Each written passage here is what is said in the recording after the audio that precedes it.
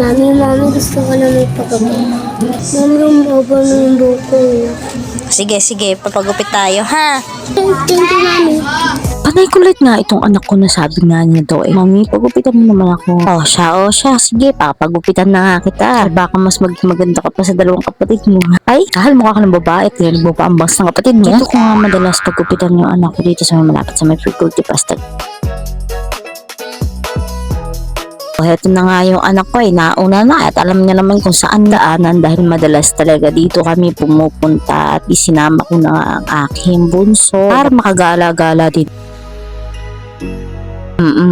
Baka naman, may followers ko dyan, taga-Taguig area. Shout out naman kayo sa aking vlog. Pinisikat there, namimili na nga itong anak ko. May pagpipiliin pa ba siya? Barber lang naman papagupit ko sa kanya. Before and wait, may intro. Ay, bugi chuya.